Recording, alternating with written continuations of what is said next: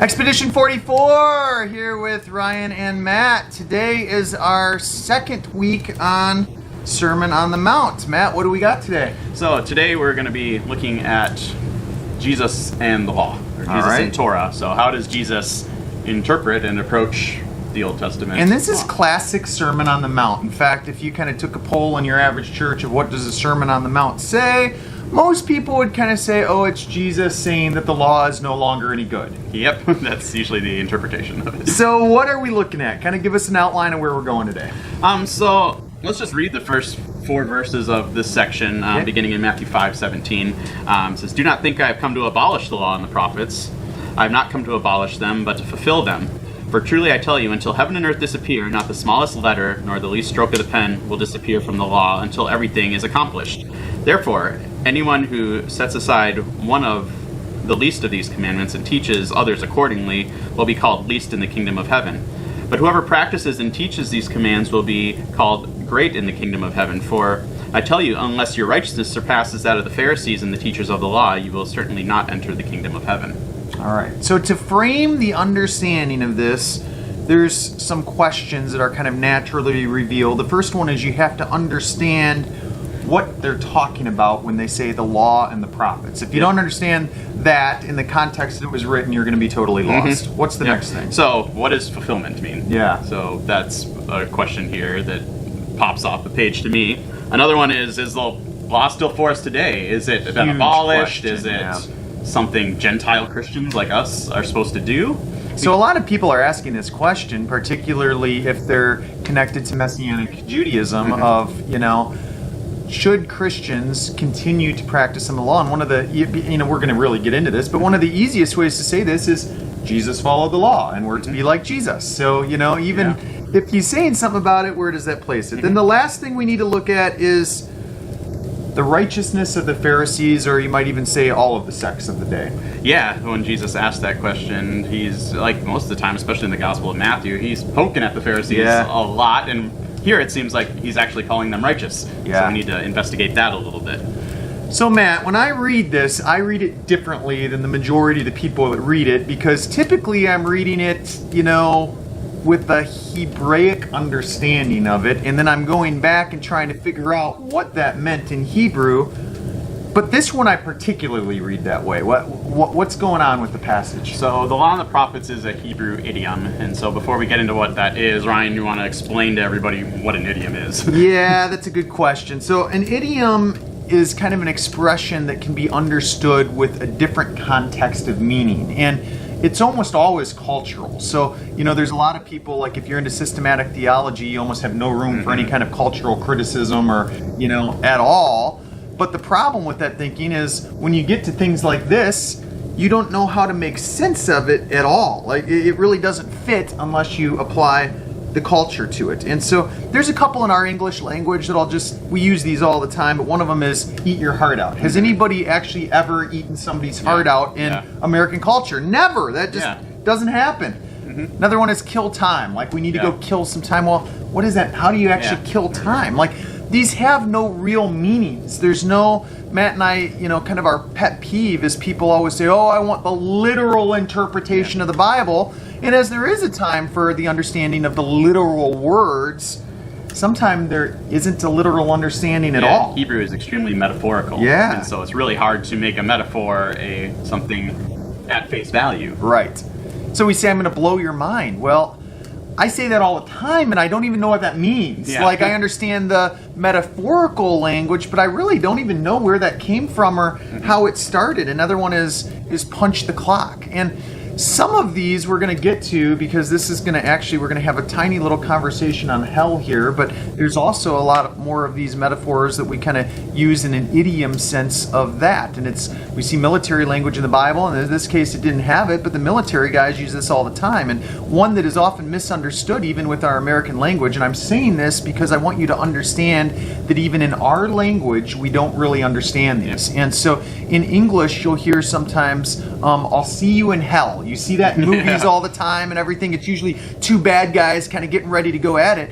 In the military languages, we interpret that, if you're not familiar with it, as, oh, it's bad guys and they're saying they're so bad that the next time they see each other's in hell. But the understanding is actually the floor of the gunfight. That's what it's talking about, is that, I'll see you when things get as bad as hell is what it means, or are reconciled to equal to hell. And so, we use these in our own language, and oftentimes we don't really understand them. So how possibly can we understand a Hebrew idiom that's been translated literally into Scripture? And we kind of get into this literal talk one time, and I do actually kind of like that most of our translations go with the literal word, and then you have to figure it out. So I like the puzzles of the Bible, and the literal translations, which almost every translation is really a literal translation. The only one that isn't is if you pick up like the Hebrew, what they use in the Tanakh, the Old Testament, the traditional Hebrew understanding. There's a lot of translations in there that translate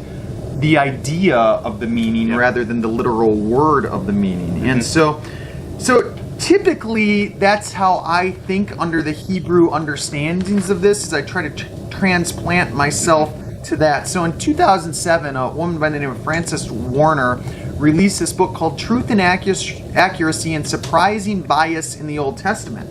And it was kind of written from a traditional Jewish perspective, but they go through and, being experts in Hebrew, analyze this 8 million data points, and their findings were 74% of it was accurate.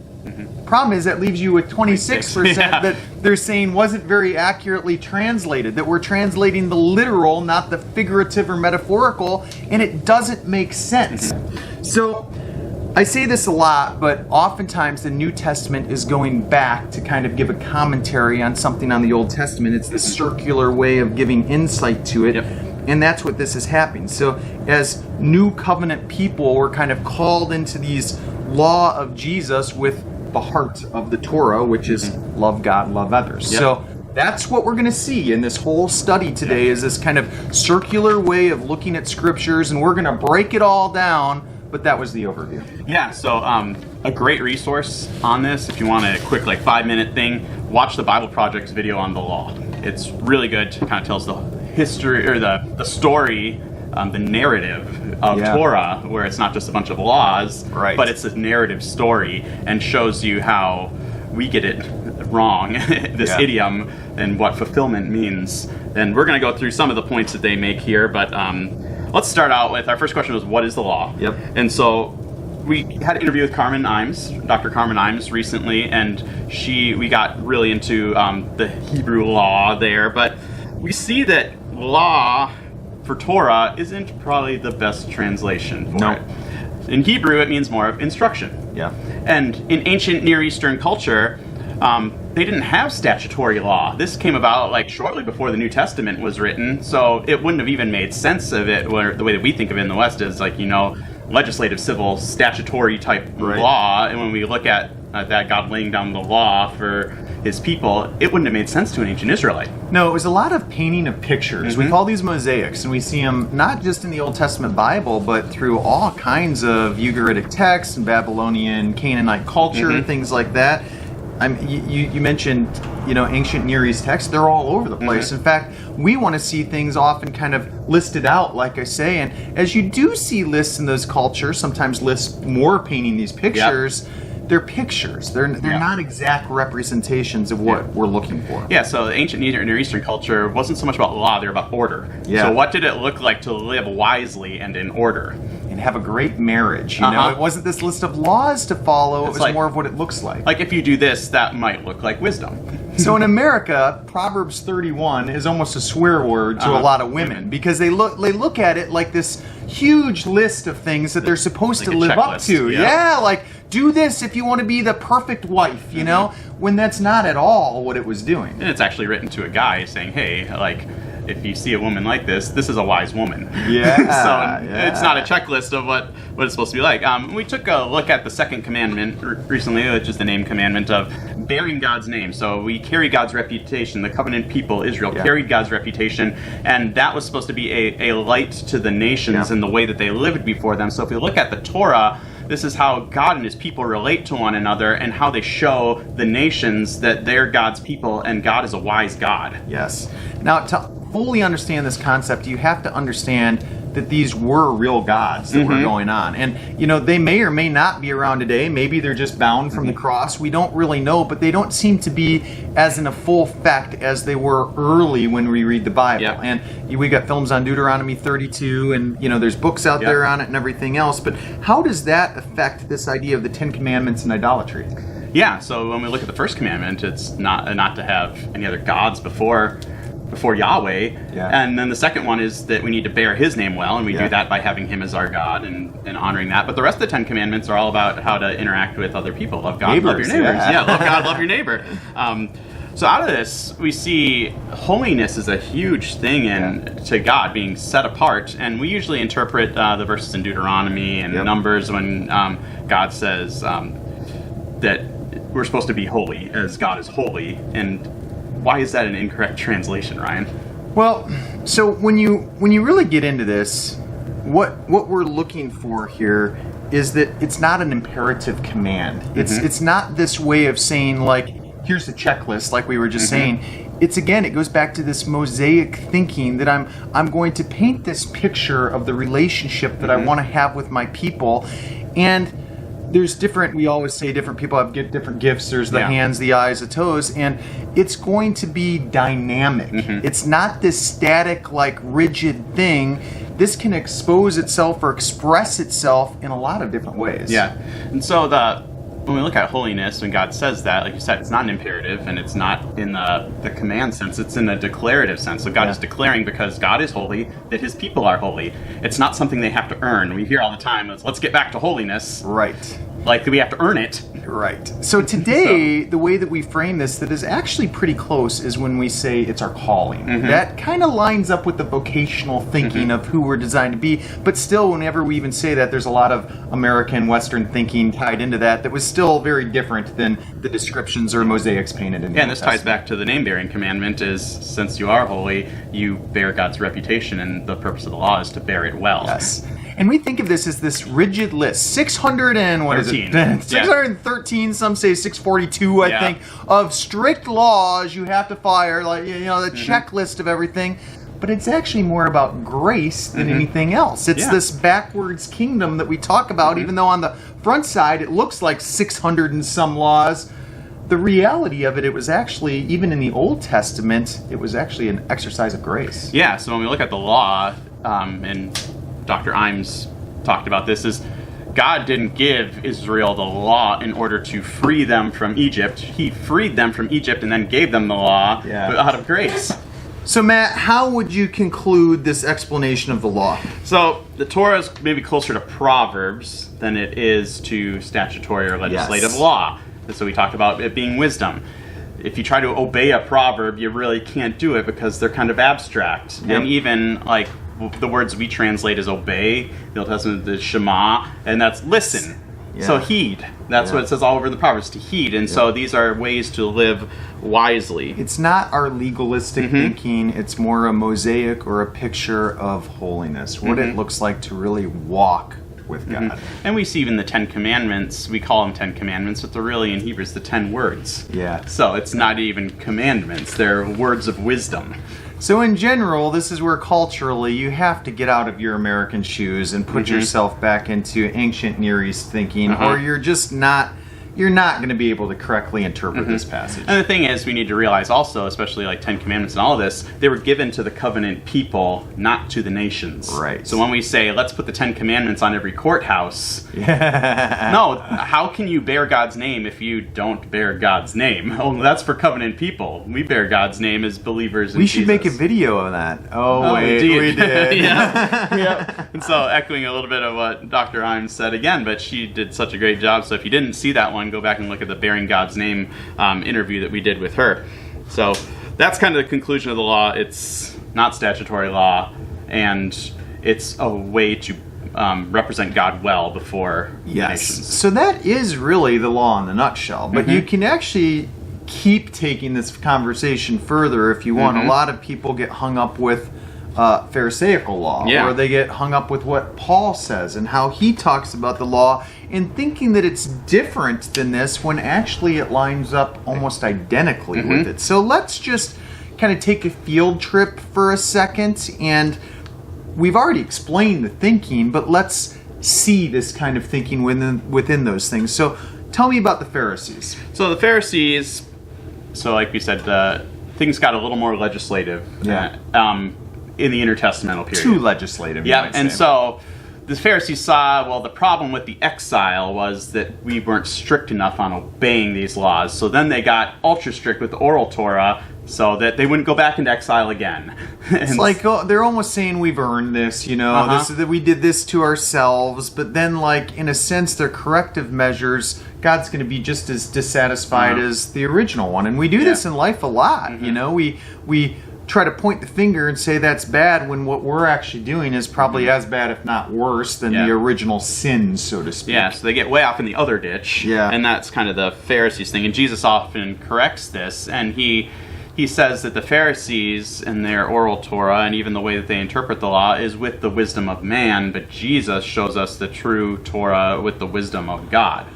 So one thing that, and again, in our American Western thinking, is we don't really understand oral Torah. When people say that, like, we're lost. Yeah. And to fully understand this, a lot of times you hear people refer to things like the Mishna, and they don't know what it is. Like, what does a traditional Jew study and what they don't? So the law was given, and the majority of that law from Moses was the law that God gave to Moses. And so every traditional Jew says, yes, we want to live by that picture, that mosaic, that description. But then over the course of time, because remember, they don't have the Bible in the sense that we have the pages of the Bible, and so it's passed over oral tradition. And not only that, but now you start having rabbis that are kind of adding to this as almost like a commentary and making new laws. And it got so bad during the Second Temple period that most people said that the rabbinical law was significantly larger than the oral law, and it became this impossible measure to maintain.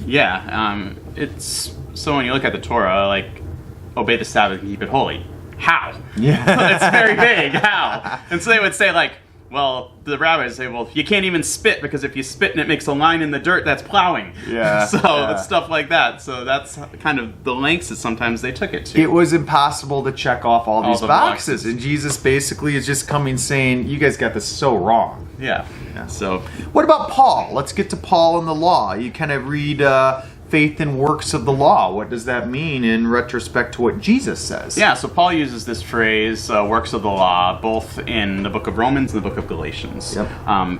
And usually when we're looking at this as Protestants, we'll see the faith versus works dichotomy. And that's really asking 15th century questions for a first century text. So you and I like to see what else is going on here, and if you could jump in the time machine and go back to this kind of, first century Judaism, even the whole Second Temple period. I mean, even starting much earlier than Jesus, but definitely framing after them. We kind of put some of this stuff in our circumcision video where we broke that apart. But in that works of the law, they were tied to different areas that I think keeping the Sabbath holy and being kosher and things like that we don't really get the whole picture in the Bible of what was being presented there. Yeah, so if we look especially at the Dead Sea Scrolls, 4Q MMT, I believe it is, you have that phrase, works of the law, tied to certain works of Torah, not the entire Torah, but certain things that basically marked you off as a Jew. Like, so this is like your dietary laws, circumcision, and Sabbath keeping. And it's the same conversation that a lot of Roman Catholics have today of, are you earning your salvation through works? It was a very similar conversation, and that's why shortly after, when the Roman Catholic Church was started, that was kind of a premise that it was started on because of that kind of thinking. Yeah, so when we get to Paul and what he's addressing in like Romans chapter 3, so the context of Romans is Jews versus Gentiles in the church, and not faith versus, not people trying to earn salvation versus people who are living by faith or belief.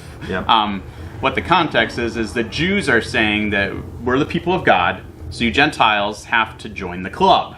And so to join the club, you have to take on these works of the law to show that you are Jewish. Paul's refereeing a fight kind of going on between the two sides. But in Romans 4, he says, no, we're all children of Abraham, because before Abraham was given, before the law came, Abraham was marked as justified by faith. And so if a Gentile has faith, they're part of the family of Abraham. They don't have to become a Jew. So one of the questions that we're going to continually ask, and we do oftentimes, almost every film we come to, is who is a faithful covenant member? Yeah. And that's somebody that is going to keep the covenant, like being Jewish or not, being an Israelite or not. In the end, it really doesn't come down to that. No. I mean, we would say over and over that, not all Israelites were given salvation. And, that's an arguable point, but it actually seems pretty clear when you start to interpret all these different passages. And then when you get to Galatians, Paul again kind of addresses a similar issue. So we have Peter and Barnabas, who, when the men from James come, so the Jews come to town to check out what's going on in Galatia, they start basically not hanging out with the Gentiles because of the kosher laws and things like that. Paul's refereeing again. Yeah, Paul's refereeing again. They're making the Gentiles look like second-class citizens in the kingdom because they aren't doing those core things, those boundary markers. They aren't wearing those Torah badges, so they're kind of like, all right, well, you're like second-rate citizens. You're in, but not really in. Yeah. And then he goes back again, talking about that it's faith is the marker, and he refers to Abraham later in the letter as well, that is the true marker of a covenant member being faithful, allegiant to Jesus. So we don't know. I mean, I say this all the time. It's not our place to judge who is within that eternal covenant that we have. That's God's realm that we actually are kind of really should be guarding ourselves to not get too close to. But when we look at the indicators of it, the indicators that we have are those that live obedient, faithful lifestyles and walk with God. Yeah. And then stopgap is the other way that Paul does this. So Galatians 3:24 talks about the law being a tutor or a guardian or a stopgap until the Messiah came. So it kind of held Israel in its place, and we've done some videos on this before, but it's really, the law showed the covenant people the way to live wisely and represent God. In Christ, he fills that up and shows us, all right, so this was good, but here's the heart behind it.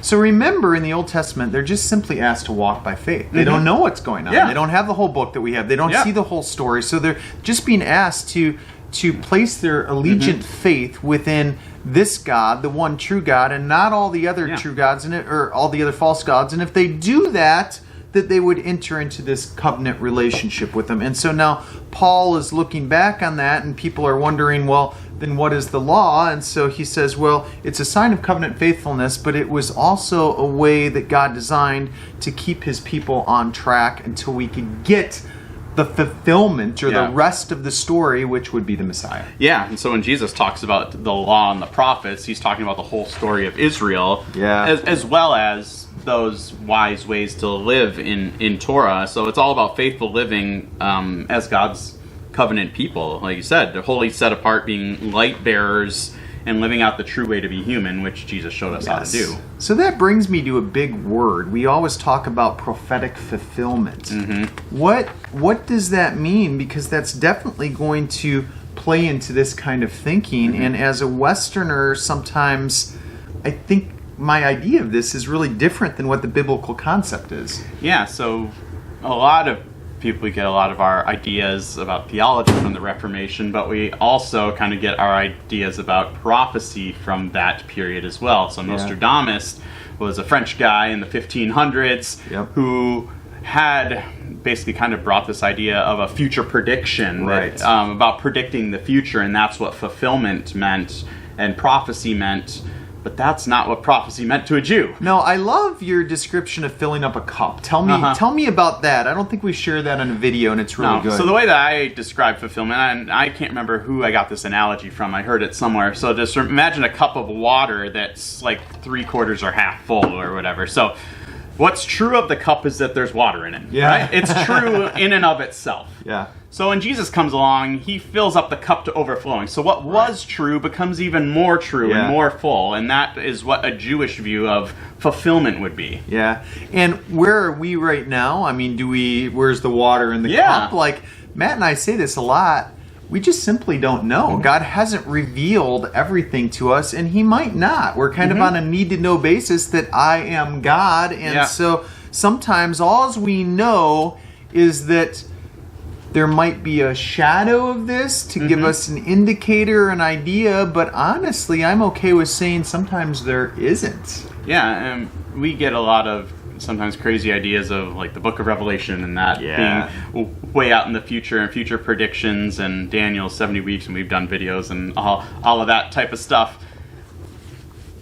We don't take the futurist view of Revelation, but there are places where things are predicted in the Bible and it comes true. So there's a hint of truth in that, but for, I would say, 99% of fulfillment and prophecy in the Hebrew Bible isn't the Nostradamus future prediction view. No. It's something that's true in the day and age of ancient Israel, and Jesus makes it even more true. He fills it up. So rather than fulfillment of a future prophecy, it's more of a filling up of something that's already there.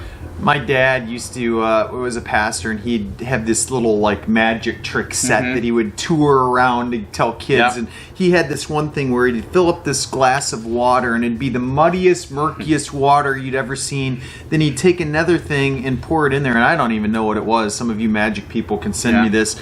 But he'd pour it in there, and it would clear. All the sediment would sink to the bottom, and it would be crystal clear. And that was, I remember from being like 8 years old, he used that analogy on prophecy that like, boy, we have no idea what this is until it becomes clear. And quite frankly, we just don't have clarity in a lot of this. Yeah, I really like how Revelation 19:10, the second half of that verse, says that the testimony of Jesus is the spirit of prophecy. Yeah. It's not future predictions are the spirit of prophecy, it's Jesus. So if you're reading in between the lines with what we're saying, Matt and I would view the majority of the book of Revelation, the great majority, as things that have already taken place. We're not looking for those to take place. They've already happened. We've got the clarity in the water with those. And so we got our Jesus goggles on. So when you don't see Jesus in that picture, in that mosaic, you kind of have a big theological problem. And so, you know, there still are some things that are still going to happen, namely and mainly the coming of the Messiah and the new heavens and earth. So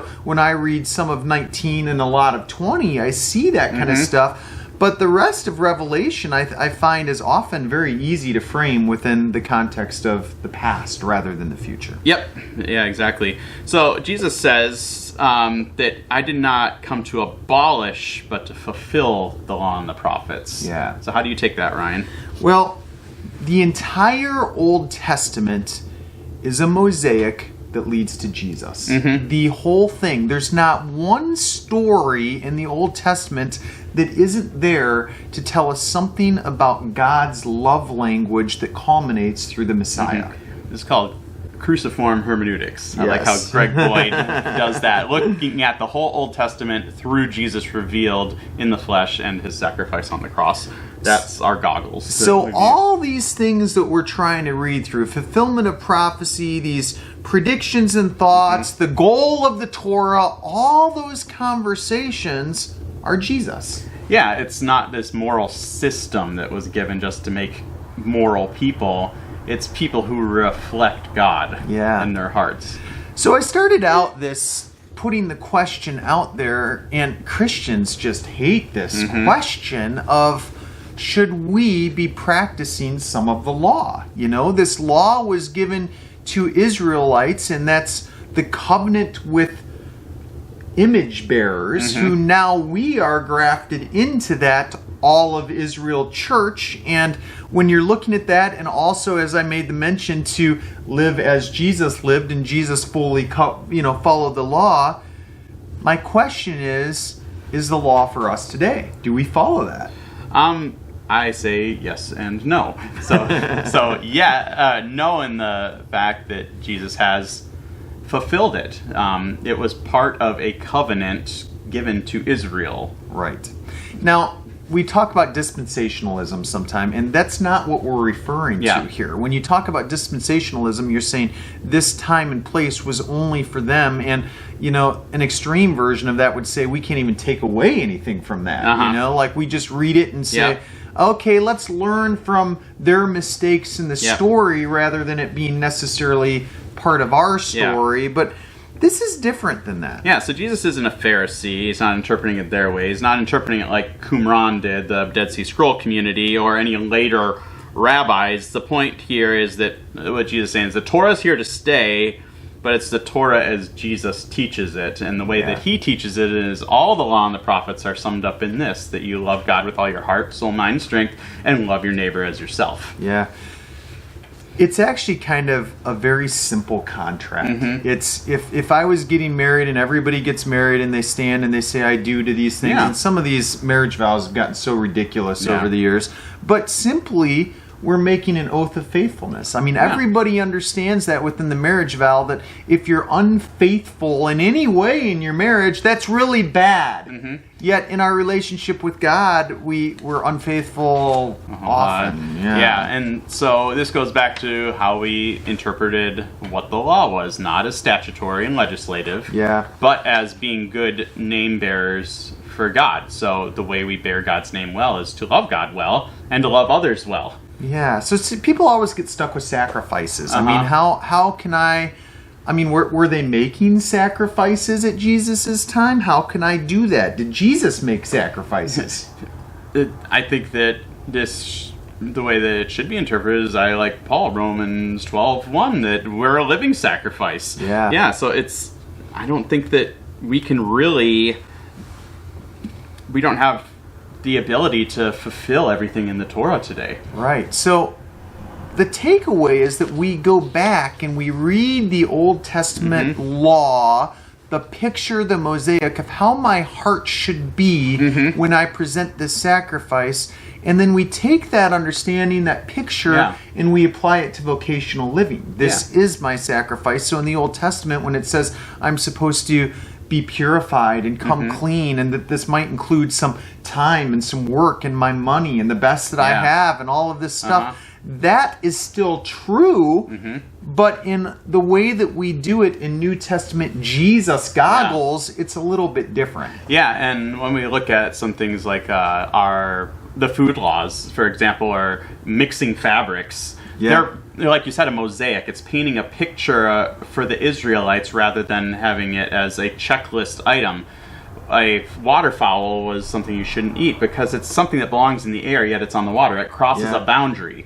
A crustacean has legs, yet it lives under the water. Right. It should be on land, but it's in the water. It crosses a boundary. Two fabrics could be kept separate because they're not supposed to intermix and cross boundaries. Now, when we have this conversation, there's also a place for, again, backwards or upside down thinking. And so this whole Sermon on the Mount picture, no matter what verses you're in, it's framing this mosaic, the big mosaic for us of what that looks like of being upside down. So what does it mean here in terms of the law and all the prophets kind of hanging on these two commandments? So I think we need to kind of think that the New Covenant people are called to the law of Jesus in the heart of the Torah and not the individual like box checking. God's not into our ritual box checking. He wants hearts that are circumcised. He wants us to live. He desires mercy and not sacrifice. So this is that full circle thing again, because he starts out with the Shema, saying, give me your heart, your soul, your mind, everything. And then he goes through to kind of list all these ways of what that looks like. And then the New Testament, Jesus comes and says, that thing we started with, that heart, soul, and mind. Yep. Yeah. So it all goes back to that. So a little bit of a squirrel here. It says, both the doer and the breaker, and the good teacher and the bad teacher are in the kingdom. So that's kind of an interesting take. That's verse 5:19 there. What does that mean? So does by grace through faith apply to Israel? I mean, I would say yes. Faith has always been part of the covenant, that circumcision of the heart. Absolutely. And Israel, in a way, was part of God's kingdom, those who are faithful. So I think that we need to kind of look at maybe Matthew 8:19, where it says the sons of the kingdom were thrown out, when that parable about the party there. So we need to get back to remnant thinking. Exactly. So Israel, was God's people, but the true ones who followed it, God always called them the remnant. And we're just touching on a little bit of a lot of theology. You kind of get into church replacement theology, things like that. And, they all say things that are very similar and probably this far apart. And to be frank, it's another thing that we just don't have the certain answer. But what we hear over and over and over is it's simple belief. That there's no other qualifications. I want you to walk with me in your heart, soul, and mind. Live the way this is descriptive of the law in the Old Testament, the way that Jesus clarifies it to be lived out. Yeah, Torah-shaped and Jesus-shaped lives. Yes. Now, sometimes people kind of get hung up on could the original plan. Now, if you follow my videos, I'm going to get controversial with myself here, that I believe that God is dynamic.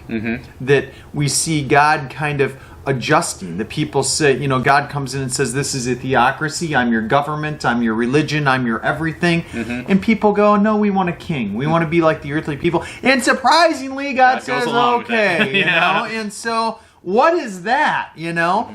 And I'm just going to quickly frame this question. Could it have been the original intent that since the world had gotten so mucked up and these fallen spiritual beings had been worshipped as gods and, you know, continue falling from the holy dominion, that God says, I'm going to take Israel, basically, and the idea was that if they walked with God again, that they wouldn't make that same decision twice. There's a Bible Project film on that one too. And it's a pattern. They do it over and over and over. But with Israel, could God have really hoped that the plan would be that when I reveal myself, my love plan, why would anybody walk away from that? But almost all of Israel walks away from it. In fact, you know, what should have been 99.999% not walking away from it, from, you know, living in relationship with God, even physically, that the Israelites had, it goes the other way. And almost 99.999 do walk away from it. And in the end, you're left with a very small, faithful few called the remnant. So, is this all God's plan from the beginning? Did it adapt along the way? Was it a plan B? Some theologians hate these words I'm using right now, but you have to, if you're going to be unbiased, and we're always saying you got to be unbiased to the Scripture and follow what the Scripture actually says. These are questions you need to ask yourself. So in this text here, the fulfillment of the law, we got to look at, why does Jesus call the Pharisees righteous? You know, he's usually picking on them, like we said. And so I think a lot of it, there's confusion of what righteousness means. And we got into righteousness in our last video, talking really about justice and covenant faithfulness. So in the West, we want to call it moral behavior, but that's really not what it is. Because we don't always see the Pharisees behaving morally, even according to what Jesus says is the wisdom of the law. So when we look at this, the Pharisees were strict observers of the covenant and took extreme steps to follow in all of their ways, the way that they thought that God was calling them to live, even though they were wrong. But Jesus is recognizing their efforts here. So their righteousness is their covenant behavior, as N.T. Wright translates this verse in his Kingdom New Testament, which I think is right, rather than righteousness, covenant behavior. So your covenant behavior should exceed that of the Pharisees. And so they saw them, like the normal people saw them as extremely like up there on a pedestal. And he's like, you're not getting into the kingdom of heaven unless the way that you go after the kingdom is the amount of effort the Pharisees put into obeying Torah. Now, Matt and I, you find, we admire orthodoxy. And I've been questioned on this more than once. And so a lot of times when I look at a liturgical church that's very much into the rituals of everything, you often get evangelicals kind of pointing fingers and saying, oh, that's not a relationship with God, and kind of putting it down and things like that. But the flip side of it is that sometimes the amount of time and effort people within those orthodox or liturgical situations put into worshiping, it's a labor of love. It shows God how committed they really are to it, especially when it's over and over and over. And so this goes both ways. It's a problem that it can be, if you're too ritual and there's no relationship, it's a problem. But then if you're all relationship oriented, but you're really not living the sacrificial life, then you go, you're pointing at this camp going that, but you're not living the parts that Jesus said this is important. Exactly. Yep. So let's bring this kind of, I guess, all together. So Jesus doesn't do away with the law or the Old Testament but shows us the point of the law, to love God and to love others. And so the law deals with the heart and godly wisdom. It's not about legalism. It's a picture of just beautiful holiness. And so Jesus fulfills the law in showing us what it truly looked like from God's point of view. A fuller meaning. Yep. And so following Jesus is really following Jesus. Yes. So doing what Jesus did, conforming our lives to the image of the Son. And eternal implications is what it comes down to. There is a cost in this life. Yeah, and truly living in the kingdom, it requires us to live out this covenant behavior. Yeah. So going after it as strictly as the Pharisees went after it, but doing isn't earning. No. So that's one thing that Protestants get hung up on because they figure if they do anything that they're trying to earn it. Yep. No. Doing is a response of love to God. Great. All right, so Matt, we kind of got to get moving here. We've spent a lot of time on the law, and I think that when you are reading the Sermon on the Mount, that's what a lot of people are wondering about. But there's still anger, murder, adultery, divorce, and oaths. So let's hit those one at a time. Anger and murder. Yeah, so I think we needed to take some time to frame the law so that we understand these better, and that's why we took so much time. So I'm going to read here Matthew 5:21-26, the anger and murder section. You've heard it said to people long ago, "You shall not murder.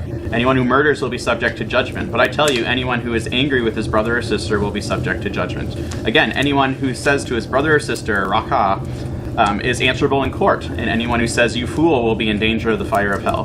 Therefore, if you offer your gift at the altar and remember that your brother or sister has something against you, leave your gift in front of the altar and first go and be reconciled to them, then come offer your gift. Settle matters quickly with your adversary who is taking you to court. Do it while you are together on the way, or your adversary may hand you over to the judge, and the judge may hand you over to the officer, and you will be thrown into prison. Truly I tell you, you will not get out until you have paid every last penny." So this is an interesting frame of Scripture. There's some quotes that are going on here, and Jesus almost builds a formula. And I think a lot of people miss this. What's going on in the text? Yeah, so Jesus, in kind of these next 5 or 6 issues that he deals with about different commands in Torah, he quotes Scripture, and then he interprets, expands, or counters the quotation is the second thing. Then his opposition isn't so much about Scripture, but how they're interpreting it. Yeah. So Jesus probes behind that interpretation and shows us what it means through the eyes of God, and reveals the intent of how his followers are supposed to live. And we see this interaction mostly with Jesus and the smart people of the world, the Pharisees, but teachers of the law. It's kind of who's going to outdo the next one. We talk about this a lot, answering questions with questions and things like this. And in Judaism, this is a form of an idiom again, where a lot of people frame it as building a fence that way. And if you go to the Mishna, there's this expression that's called Pirke Avot. What is this? That's called chapters of the Father, but it's kind of this idea of judgment and making disciples. Yeah, so the quote there, this thing states, to be prudent in judgment, to raise up many disciples, and to build a fence around Torah. Yeah. So what does that mean? So when we build a fence, we protect what's inside the fence. So when we build a fence around the commands, and that's what Jesus is doing here, he's making it harder to break the commandments, but Jesus is actually getting at the heart of what the commands are supposed to do. Yeah.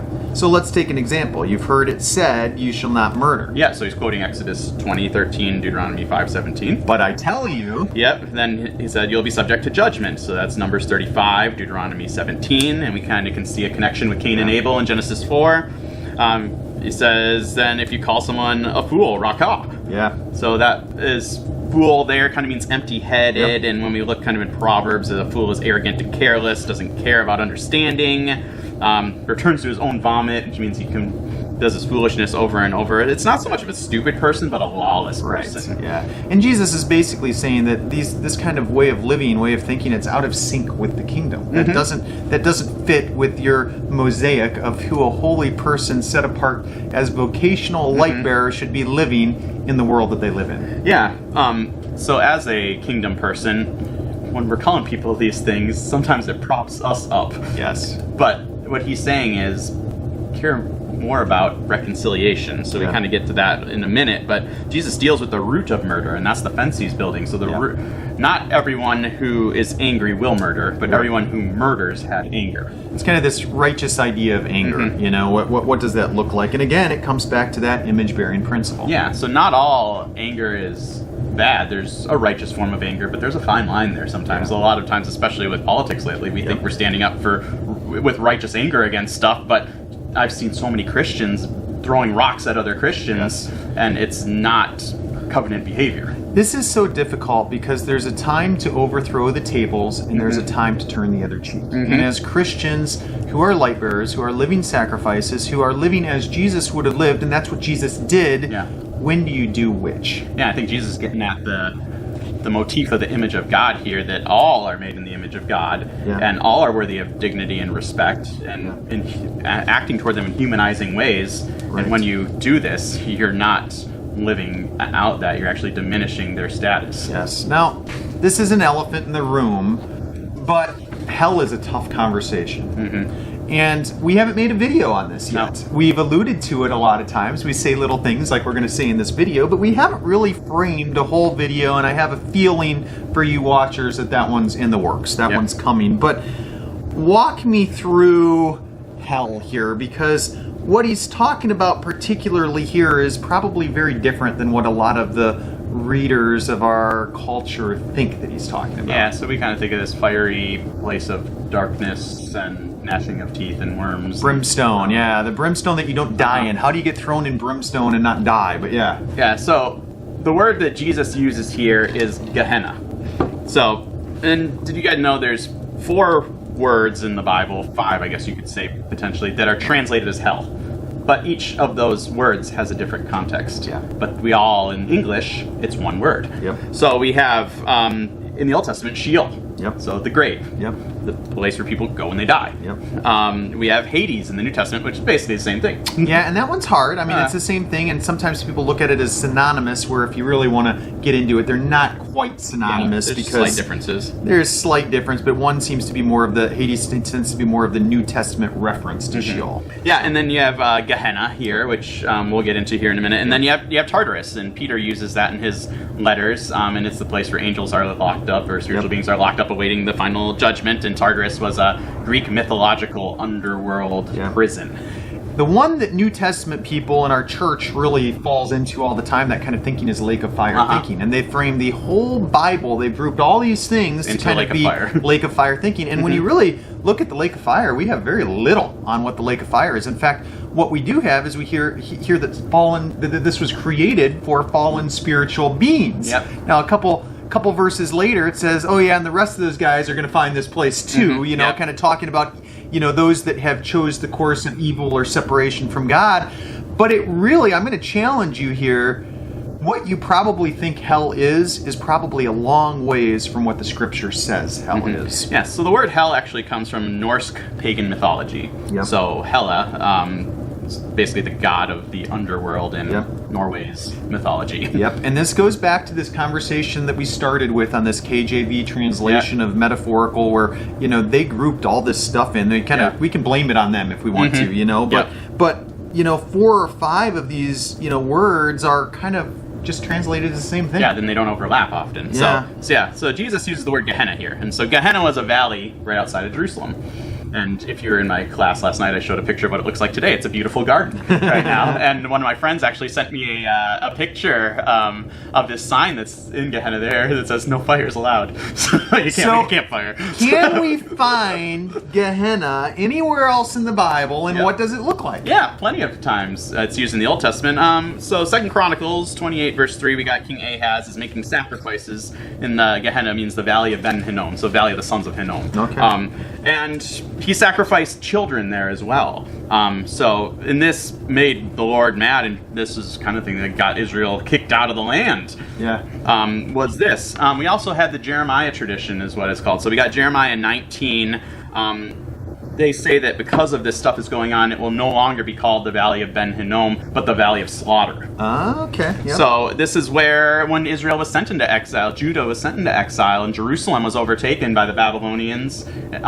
It was there were bodies piled up there because of the wars that broke out and the fighting at that time, and it was a valley of slaughter because of God handing over Israel to their enemies because they refused to worship him and went off and worshipped other gods and sacrificed their children. And then later in Jeremiah, we have the same thing where he's looking at this valley of Hinnom and where they're sacrificing their kids to Moloch. This goes back to that Sinai image of God, name-bearing. It was an extremely dark place in Israel's history, and so when Jesus was talking about the fires of Gehenna, they would think of exile. Yeah.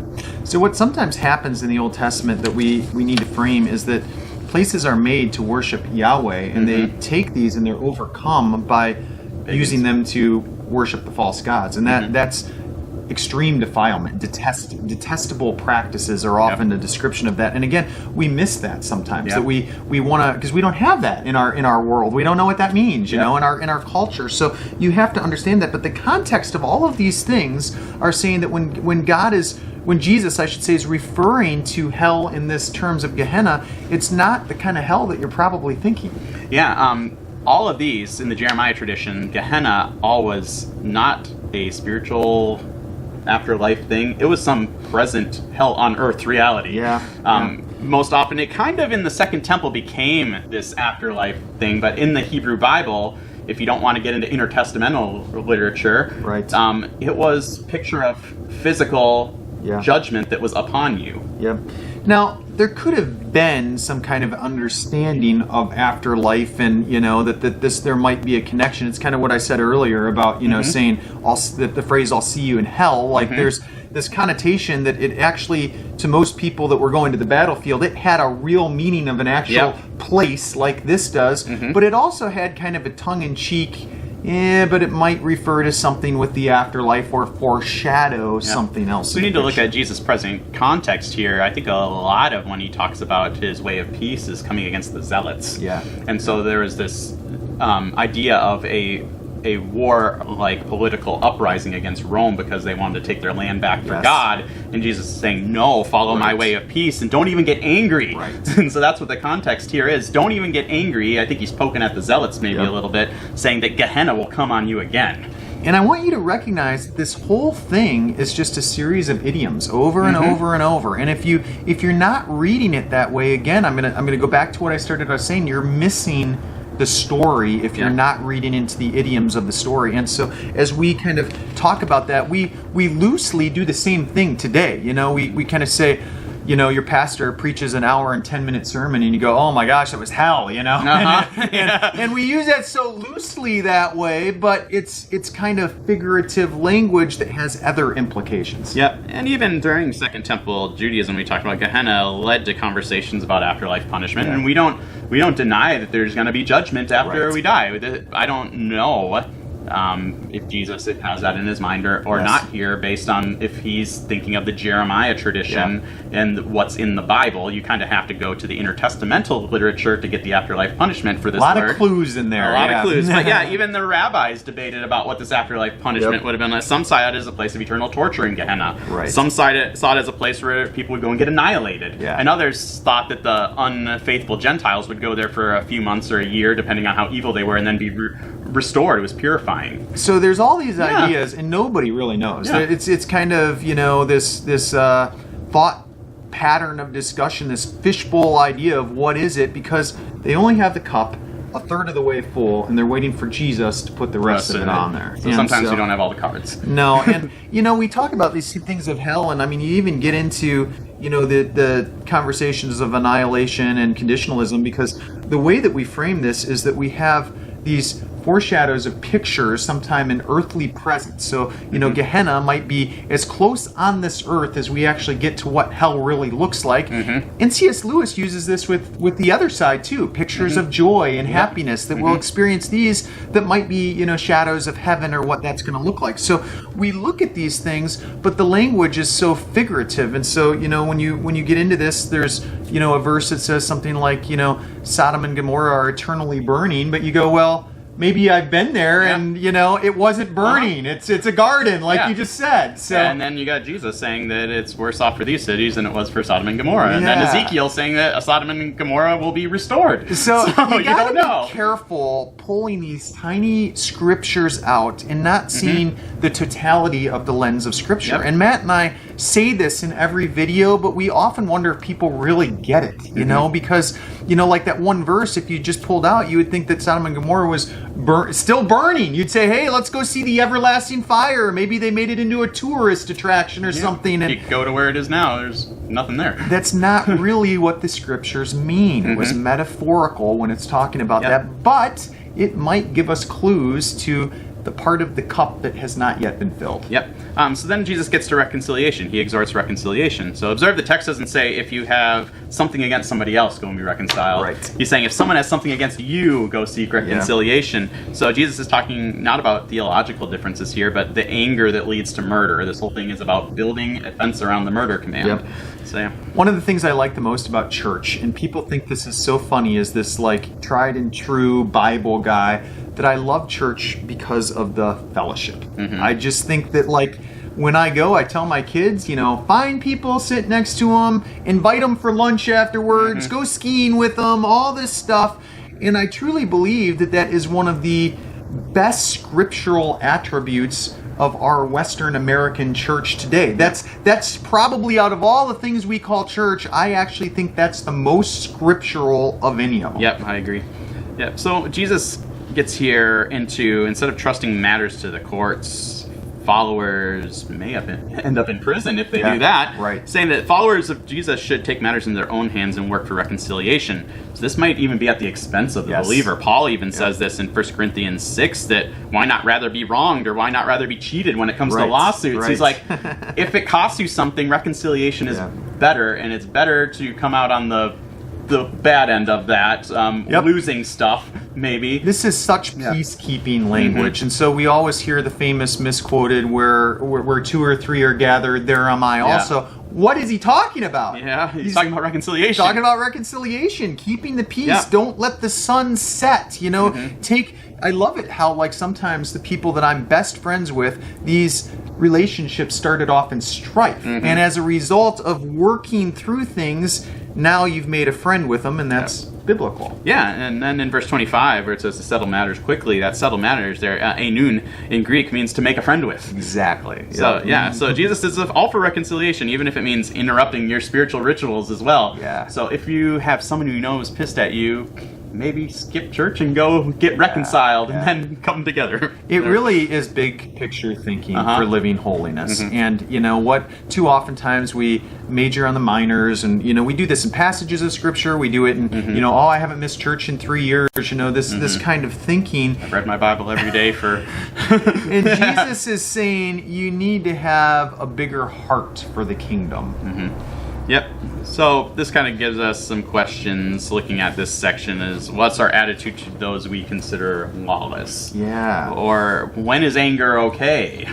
And I love how now this is going to piggyback on one to the other and the other. When we introduced this, we talked about this piggyback action, that all of these are playing on the next one. So the next set that we get to is adultery. And everything you just learned in the previous package now gets applied to adultery. So let's read this one. So you have heard it said, you shall not commit adultery, but I tell you that anyone who looks at a woman lustfully has already committed adultery with her in his heart. If your right eye causes you to stumble, gouge it out and throw it away. It is better for you to lose one part of your body than for your whole body to be thrown into hell. Gehenna again there.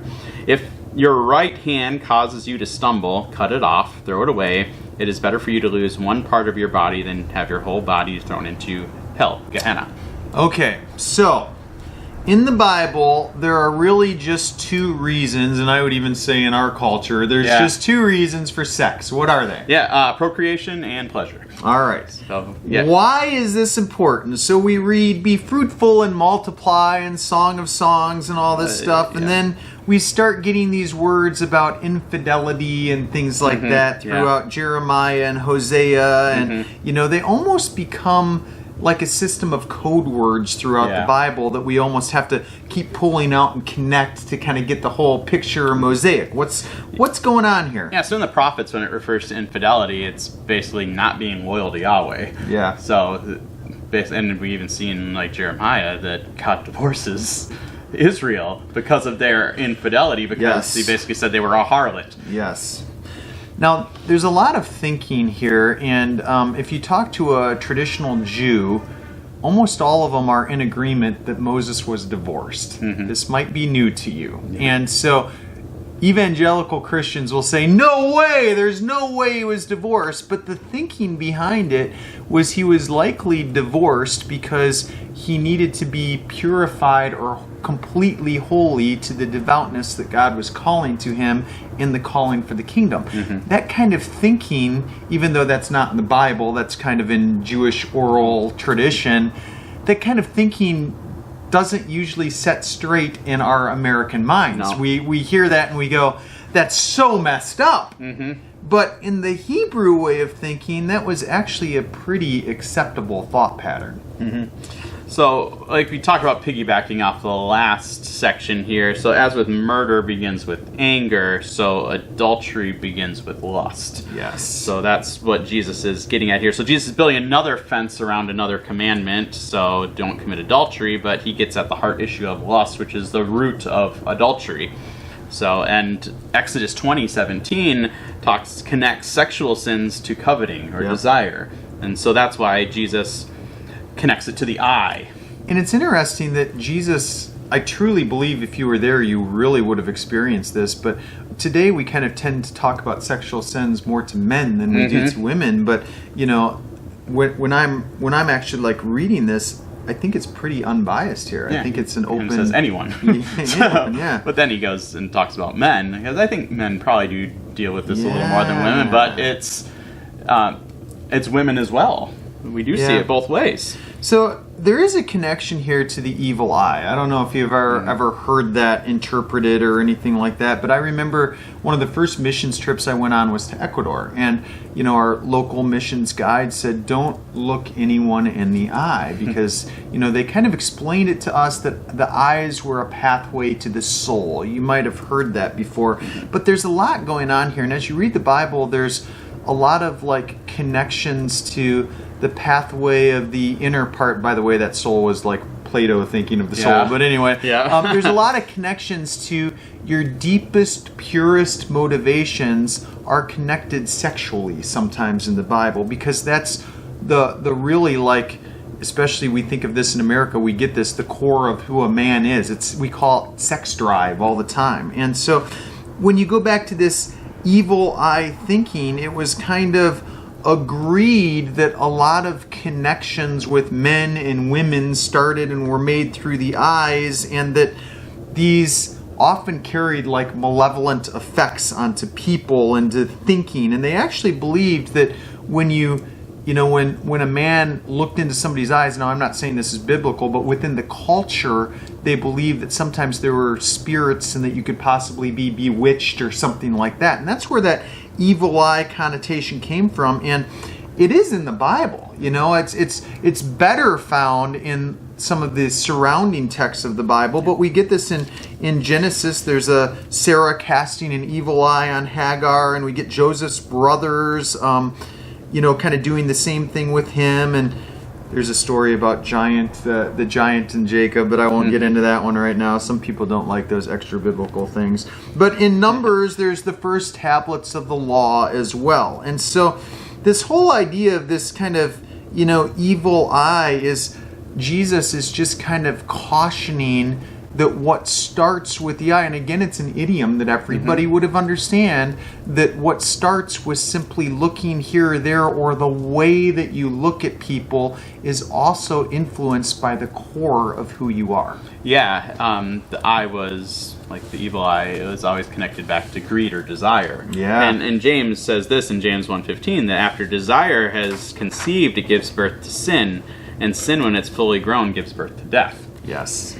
So many Jewish writers here often warned that women were dangerous because they could invite lust, but Jesus here places all the responsibility of lust on the person doing the lusting and not on someone outside of yourself. And this is new because in that culture, women, unfortunately, weren't really, they had no value in of themselves. Their only value a lot of times was looked upon sexual type of things. Yep. So this is groundbreaking for first Jesus to kind of say this idea of equal thinking, and then later Paul to also affirm that idea of equal thinking. Yeah, so he says if your right hand or eye causes you to sin, it's better to have that removed than to face judgment. I think the intention here is hyperbole, just as in literally telling you to cut off body parts. Right. So that you do this. But he's saying to take extreme measures to run away from sin. Yeah. Is what he's really saying. And in 1 Samuel 11, verse 2, and Zechariah 11:17, it connects the right hand, the removal of the right hand and the right eye to Israel's shaming. Yep. But he's saying, go to the point that it shames yourself to get away from sin. Yep. Even if it takes that. There's an idea here that goes into a term called objectification. And when you think about what that means, it plays into a lot of what men struggle with their eyes getting into places that they shouldn't, and it has terribly adverse effects on not only their relationship with their spouse or their life, but it carries far bigger implications than that. And that's what Jesus is alluding to, is that, as you open up your eyes to those things, it's kind of the pathway to the dark side, if you want to say that. Yeah, and so when we make someone an object for our desire, everybody's made in the image of God. So you're making the image of God into an object rather than a human. It's kind of like you're taking his name in vain. Yeah. Yes. So the next session is on divorce. And again, we're continuing this piggy tale, one after the other. Let's read that. Yeah. It has been said, if anyone divorces his wife, he must give her a certificate of divorce. I tell you, anyone who divorces his wife except for sexual immorality makes her a victim of adultery, and anyone who marries a divorced woman commits adultery. Yeah. So we could have a conversation here on male and femaleness and make a whole nother film and kind of get into what is God's ideal and things like that. But I think for today, let's just major on what we need to get out of the text. What do we need to keep going here? The law, Deuteronomy 24, 1-4, says Moses gave permission for divorce, but only because Israel had hard hearts. Yeah. That was the concession. So Jesus believes that marriage is an inviolable union created between God and man. He gets into this in Matthew 19, going back to Adam and Eve. Sure what it sounds like. Yep. And then in Second Temple Judaism kind of took Moses' permission and made it permissiveness. So it gave license to it rather than an exception. So divorce happened quite often, and it was sometimes at the point that any time their husband was displeased. And you read this quite a few times in the pages of Scripture, but again, in our thinking, we don't really know what to do with it. And so, like I said, it's not in the pictures of the Bible that you read about, Moses possibly being divorced, but then you do kind of pick this up in the story of Jesus in this time period of Joseph and Mary are pledged, which, there's an argument here. I don't want to spend 20 minutes talking about the pledge of union in that time, but, he talks about divorcing her as if that would be the honorable thing to do. And we don't have this concept in our patterns of how we think. So in Jesus' day, there were two camps kind of on this issue. So Shammai was a rabbi, and he basically kind of sided with Moses, that the sexual immorality was the only legal reason for divorce. Nothing else. But he also held that no woman who is divorced should be stoned. So that was kind of part of the Old Testament, so he kind of went against that, the stoning part. And then Hillel was the other one. He was very lax and basically said that if you're not happy, just divorce her. If she didn't look the way you want her to, if she wasn't as pretty as when you married her, if she spoiled your dinner, all of this type of stuff. He gave extreme license. Now, in the Greco-Roman way of thinking, it was actually even worse than that. In the Greco-Roman way of thinking, if you were the man and you had a woman or several of them or whatever, they were just property. You just did whatever you want with them. And, it's like if you have, a rusty car, you don't, sell it or usually destroy it, although that did happen in the Greco-Roman Empire. You might just move it aside and go find another one. Yeah, and in the Jewish culture, they had the ketubah, which basically gave the women some, at least, financial rights if they were divorced. They would be cared for, at least financially, but not in the Greco-Roman world so much. So when Jesus is saying this, he realizes that there are some listening that are going to have more of a Jewish mindset of this that we explained, but then there are also going to be some that have more of this Greco-Roman mindset. And so when he kind of starts talking about this, and then later Paul is going to solidify this, this is a little groundbreaking for this era. People were listening to that and going, "Oh shoot, I've done that 4 times already." Yeah. So Jesus restricts divorce to just sexual immorality, and we kind of got to ask, what does that mean? Right. So the Greek word porneia here is defined a few different ways in the New Testament. So premarital sex, incest, which is 1 Corinthians 5, or sexual sins that destroy a marriage covenant, adultery. I really like the way you frame that at the end, because in this day and age, you can just get into this all the time. And I don't know who watches these films, so we're going to keep this PG today. But I mean, people think they can get away with a lot right now. And I think the heart message here is that you can't. Yeah. So I think Jesus kind of goes a little bit along with Moses. Moses gave permission for their hard hearts. Jesus defines that as sexual immorality. Then Paul extends, it doesn't really extend it, but he gives additional permissions based on different circumstances, because he's outside of the Jewish context here. So he says a spouse of one that's deserted by an unbeliever. He gives that example. And so when we kind of look at 1 Corinthians 7, we see that Paul quotes Exodus 21, 10 to 11, where Moses gives this permission. But he says that spouses must not deny one another conjugal rights, that they must not, basically, he gives permission if they were abandoned or neglecting each other, and gives basically the stipulation that, yes, they must provide for one another. So, so those he connects with Moses's, basically, divorce. When you're reading these things, it's important that you get the big picture. And this is why I brought up the thing about Moses before, is because what God wants is your utmost holiness. He wants this devotion to Him. And so this might surprise some people. I really rarely tell my views exactly. We usually just kind of present what the text says. But I'm going to go out on a limb here and just say that I counsel a lot of couples. And oftentimes I meet with a couple that because things are bad between them, they've caused this vicious downward spiral of sin, and it's that they've gotten so far into this thing that they're kind of a living picture of horrible holiness. There is no God anymore in their life, and oftentimes it's 2 good-willed Christians that are in this place. And I don't necessarily counsel anybody to get divorced, but when you're looking at that, I will say that I've met with people that were in this horrible place,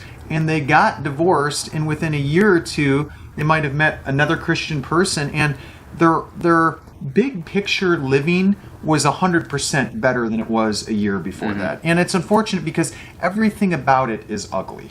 Everything is ugly. And so you look at it, but at some point you have to stand back and say, and I don't want to sound like Joel Osteen here, but how can I be my best representation to God? How can I be the best light bearer? How can I be, the person that honors Him the most? And the Bible is very clear that sometimes we just need to sever some ties and walk away. Yeah, so if you put Paul and Jesus together, it's possible that they allow a divorce for adultery. Neglect, and I'd also put abuse in there for neglect, because the Bible doesn't address abuse within marriage so much, and then also being deserted. So those are kind of the reasons, I guess, if we just took from And what's Scripture. interesting is we're still framing this from a Mosaic law point of view, and so they're saying that God's ideal here is that you live in a happy marriage where you're both honoring the Lord in this cord of 3 strands woven together and everything's beautiful. But there's also a realization that this is one mucked up world and that is the reality of it, and that encompassing and overcompassing everything is that we need to be holy. And the track to holiness in the light of God's eyes trumps everything else. Yeah, exactly.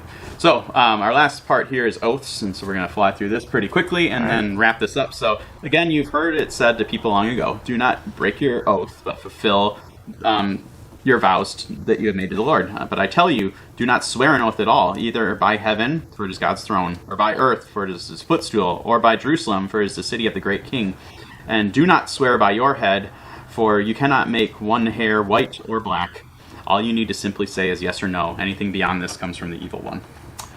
So there's a play here on honesty and integrity. That as we are light bearers and that we are the very temple of the Holy Spirit and that God is in me, that there really shouldn't be any part of my life that is not living in integrity. And so you always hear this, people say things that really hits home of, I don't cheat on my taxes, I don't steal cars, naming a lot of big things and saying, so why would I cheat on this little thing in life? Like, getting a free cheeseburger because it was accidentally left in, little things like that. But it's a call to the utmost highest of living in integrity and a passion for that kind of holiness. Yeah, so basically I think Jesus is saying is because kingdom people are honest, and their integrity should be that as such they don't need to take an oath for people to trust their honesty. That's just the way we live. Our reputation, our integrity should be on display. Swear on the Bible. No. My yes is yes and my no is no. And that's what it should be, because we are temples of the Holy Spirit, like you said. And I think that the church is the reputation of the church in the world is horrible on this. When you ask a non-Christian what they think about the church or that, and usually the first word that comes out is hypocrisy. And it also comes back to the traditional Jews' idea of Jesus. Sometimes they won't even use the name for God. You kind of see God -D and things like that, and the inutterable name of God being spoken here. But all those things really come down to their feeling of the utmost devout holiness, and sometimes that's through rituals, sometimes that's through daily relation. It is a very interesting concept that has been given to us, that we are to have a relationship that's described as walking with your most intimate friend, yet at the same time it's the divine creator of the whole universe, in which is the final say and can do, frankly, what God wants to do, because God is the definition of justice. Yeah, and Leviticus 19:12 is kind of where we get that don't swear by my name, so to profane the name of the Lord your God, I am the Lord. So this comes back to that name-bearing command again. And so like you said, Jews often would sometimes substitute God's name out of things, because not to remove God's name, because they held it so sacred. And we see kind of this with Jesus here, don't swear by heaven, because they would replace it with heaven, where God lived, or God's city, or even your own head. So there was a major shift when Constantine came on the scene with this, and he told Christians that making oaths was okay, because the early church's thing was no oaths. They took Jesus literally in this, but the first 300 years. But then Augustine had Christians pledging oaths to him, and so or Constantine. I mean, so yeah. And the idea is what we talk about almost in a pledge of allegiance, is that a Christian in early days wouldn't have made anything that even remotely resembled a pledge to anybody else. I mean, even the only way they would make an oath with their wife, and that's why it's in this order, is because that is an oath with God. And so, but anything else, they're not even going to get close to that way of thinking. And it is interesting how, as Matt said, our world has turned that we've associated, making an oath with covenant thinking, when actually it's backwards kingdom thinking again. Because you're already in a covenant, so you should live without having to take oaths, because that's the covenant behavior and the ethics of our kingdom family. So Jesus says here, then, anything beyond this comes from the evil one. Isn't that's some harsh words there? Yeah. Be careful to take that oath next time. Yeah. So I think Jesus is kind of alluding to the serpent in the garden and twisting God's commands and that, and but it is a play on some things. Like some people, you take an oath at a job or something like that, like to be a civil servant.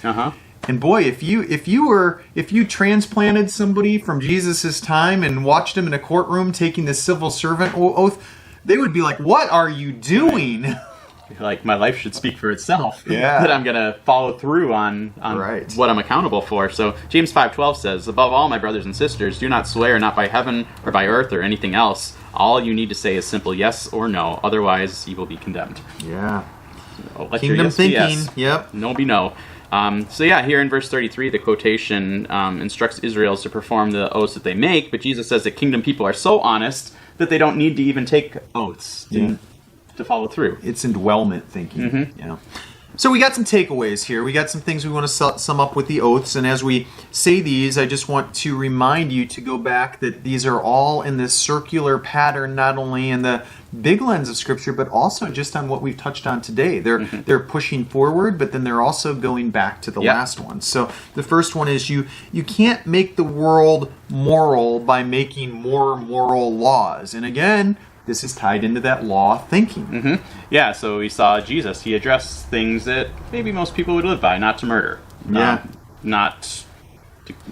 Adultery is kind of up there, but it was a big thing in the Jewish day. So, like we see in our day today, people trying to legislate morality. Yes. Quite often. Taking America back for God, putting the Ten Commandments in every courthouse. And we teach our kids this from a young age. It's not clear holiness thinking. It's the world's way of thinking. Yeah, but if Jesus doesn't change your heart, there's no way to live this way. So if we're expecting the world just to live out of moral laws to make Christians comfortable, that's not what the Bible calls us to.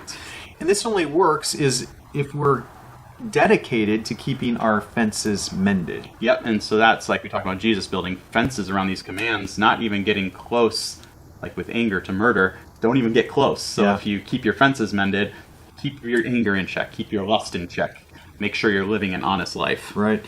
The other thing that we didn't quite frame it this way, so I'm going to reframe the wording a little bit, is we need to view everybody from an image of God. That we sometimes think that it's really just those who have given their life, but I mean every one of us by design has been created in the image of God, and that's really important. That there's a worthiness there, there's a dignity there, and sometimes even as Christians, in fact, sometimes Christians are the worst in this area. We just don't do that. We think differently. Yeah, so when it comes to lust and anger, we can't make people objects because they're deeply loved by God and they should be deeply loved by us.